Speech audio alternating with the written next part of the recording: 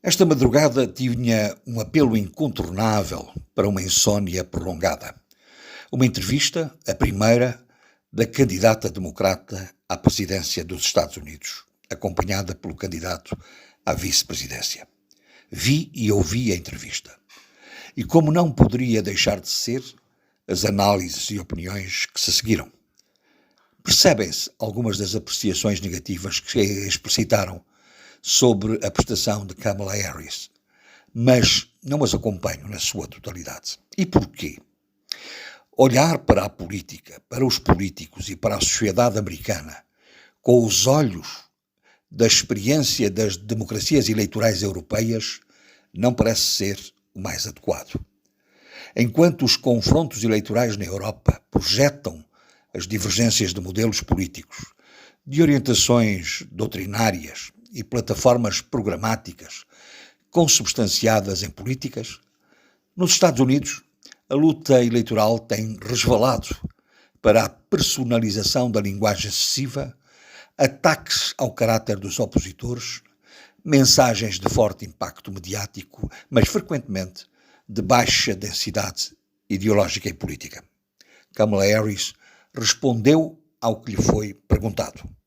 Obviamente, como quis responder, e não como os analistas gostariam que tivesse respondido. Em matéria de entrevistas políticas, cabe aos entrevistadores formular as perguntas sobre o que entendem mais relevante. E se perceberem que o entrevistado se está a desviar do tema, reconduzi-lo à linha condutora e esclarecer a posição do interlocutor. Falou das prioridades da economia, das alterações climáticas e da transição energética, da questão migratória e do controle das fronteiras, e até ensaiou explicações, quando perguntada, sobre a sua moderação em relação às posições que tinha antes de assumir a vice-presidência e que tinha em algumas áreas posições mais extremadas e identificadas com a ala mais à esquerda dos democratas. Nas entrelinhas, a justificação esteve no banho de realismo e no pragmatismo que o exercício do poder impõe. Donald Trump teria feito o mesmo? Tenho dúvidas.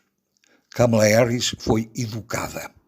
Trump tenderia, e iremos ver isso se aceitar ser entrevistado também na CNN, à linguagem confrontativa, aos slogans de mau gosto democrático, aos exageros dos gestos eloquentes que pretendem representar um estilo de ação política.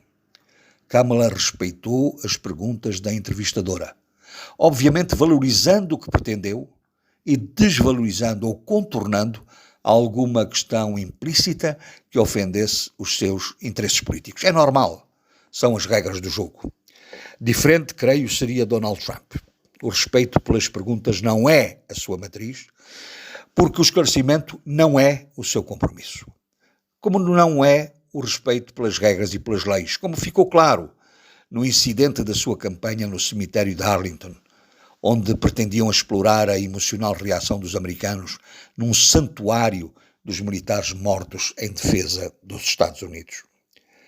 É um comportamento que caracteriza muitos atores políticos, que fixando os seus objetivos e as mensagens a transmitir, fazem das perguntas meros pretextos e oportunidades para falarem do que querem e como querem, sem qualquer ponta de respeito pelo papel do entrevistador.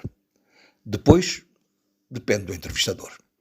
Uma das críticas que mais se ouviu foi a de estar acompanhada pelo candidato a vice-presidente, que pouca intervenção teve na entrevista. Tim Walz, também ele, respondeu ao que lhe foi perguntado, e nada mais do que isso.